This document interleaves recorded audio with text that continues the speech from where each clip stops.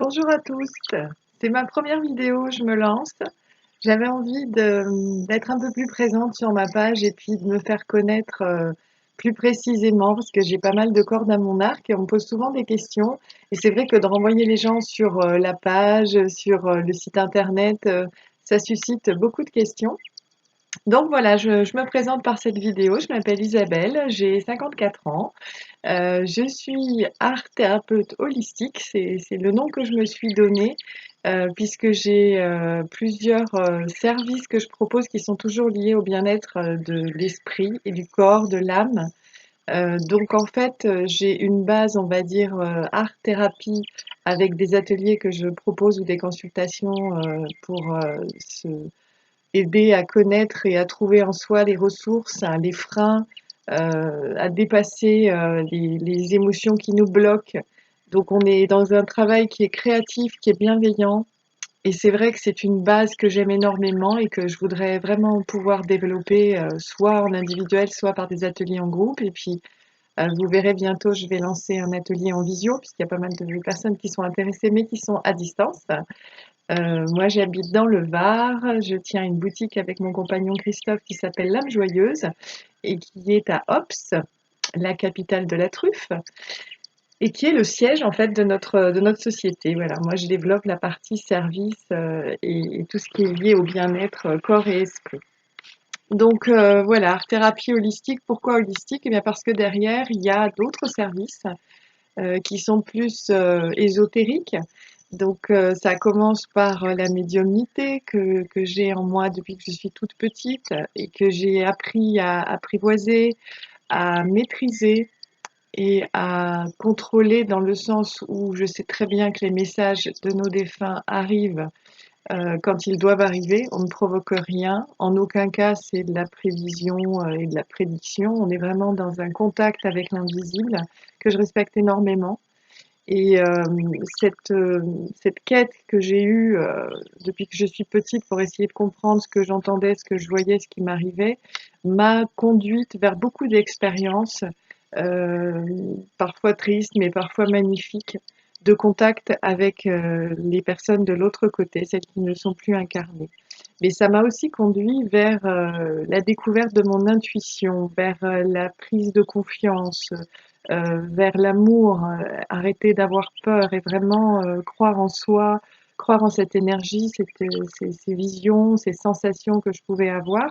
Et tirer les cartes, ça a été vraiment pour moi le début pour essayer de rendre matériel ce que je ressentais à l'intérieur. Et ça m'a beaucoup aidée. Donc j'ai fait ça pendant des années, je me suis entraînée, j'ai essayé avec d'autres personnes et maintenant ça fait vraiment partie de ma vie. C'est vraiment un guide, un outil que j'utilise pour éclairer ma vie, mais aussi celle des personnes qui me consultent. Et c'est pour ça d'ailleurs que je fais des ateliers, apprendre à développer son intuition, parce que je veux vraiment transmettre cette possibilité de le faire à tout le monde. C'est accessible à tout le monde. Et c'est vrai qu'il y a des règles, on va dire, personnelles de positionnement, d'amour, de bienveillance pour ne pas faire n'importe quoi et en faire quelque chose qui soit trop, comment je pourrais dire, c'est comme quand on veut absolument avoir la réponse à une question et on va poser 10 fois la question. Non, ça marche pas comme ça. C'est vraiment un outil, on se pose, il y a des règles de bien-être, d'état d'esprit, et puis ensuite on utilise les cartes. Donc ça, c'est un des ateliers que j'ai développé pour transmettre cette capacité. Ensuite, bah, les expériences de ma vie m'ont conduite vers les annales akashiques. Et là, c'est quelque chose qui est apparu d'abord en rêve. Je ne savais pas ce que c'était, j'étais attirée par l'akasha, je ne savais pas ce que ça voulait dire. Et puis je me suis renseignée, donc c'est un terme sanskrit qui veut dire l'éther, l'invisible, la source des connaissances. Et ça a été décrit comme ça au XIXe siècle par une théosophe russe qui s'intéressait beaucoup au contact avec l'invisible et la source. Et il est dit donc dans toutes ces mouvances qu'on entend depuis des années maintenant que notre âme a un livre, hein. Et ce livre qu'on appelle une annale est dans une espèce de grande bibliothèque cosmique gardée par des âmes, des maîtres ascensionnés, des gardiens qui sont en fait des, des âmes extrêmement élevées au niveau vibratoire qui ne sont pas du tout sur le plan terrestre. Il y a différents stades de connexion par des états de conscience modifiés, c'est de la canalisation, hein. Ça a un lien aussi avec l'intuition et les dons qu'on peut développer. Mais ce qui est magnifique, c'est que quand on accède à cette source, on accède à son moi, son soi supérieur, qui est en fait la plus belle partie de nous, celle qui n'est pas corrompue par nos émotions, par nos expériences de vie, qui vont faire qu'on est profondément humain et qu'on a beaucoup de peur, on a beaucoup de croyances, on a beaucoup de schémas qui se répètent et on ne sait plus à un moment donné comment avancer dans sa vie, comment trouver le bonheur, comment être en paix tout simplement. Et les annales akashiques, c'est quelque chose de magnifique. Quand j'y ai été conduite par des synchronicités et que j'ai pu faire la formation et me baser sur le livre de Linda Ho, sachant qu'il y a aussi Don Ernesto Ortiz qui est très connu, mais moi j'aime beaucoup l'approche de Linda Ho. Et je pratique maintenant depuis des années pour moi et pour les autres, et c'est vraiment très éclairant, c'est de la canalisation, c'est un dialogue avec votre âme, et c'est vraiment quelque chose qui a aidé pas mal de monde, en tout cas dans mon entourage, à comprendre ce qui se passait dans leur vie. Pourquoi? Pourquoi? C'est vraiment ça, pourquoi, comment? Donc les annales akashiques. Et évidemment, en développant mes dons et par de très belles rencontres qui sont de profondes amitiés maintenant, j'ai aussi approché le Reiki.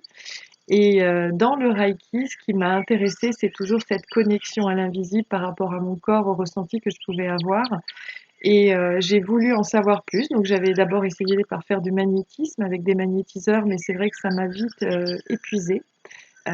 J'avais pas envie de me vider, j'avais envie d'aider et de me ressourcer. Et le Reiki, pour moi, a vraiment cette approche de connexion à l'énergie universelle qui est autour de nous et qui nous ressource quand on aide, qui nous ressource quand on aide une personne à se ressourcer. Donc j'aime énormément cette approche. Et donc, par ma culture, mes rêves et ma personnalité qui est plutôt tournée vers les Amérindiens, vers les chamans, vers la terre, la connexion aux éléments, j'ai été formée au Reiki Maheo, le grand esprit amérindien, et je donne aujourd'hui des soins qui me font énormément de bien, mais qui en font aussi aux personnes qui me consultent, pour essayer d'harmoniser l'esprit, le corps, toujours dans ce souci d'être mieux dans sa peau, dans son corps, dans sa vie, de faire les bons choix, de dépasser des, des personnes, des expériences qui peuvent être troublantes ou pénibles, des maladies, des deuils, des changements radicaux dans la vie. Et le Reiki aide énormément à prendre ce qu'il faut pour s'ancrer, pour se nettoyer, pour faire le travail qu'il faut au niveau énergétique. Donc après, il vient vraiment en complément des autres services que je peux prodiguer. Voilà, vous en savez plus. J'espère que ça vous a intéressé et puis je vais faire d'autres vidéos qui vont zoomer un peu plus sur les services en question. J'espère avoir de vos nouvelles très vite. Merci.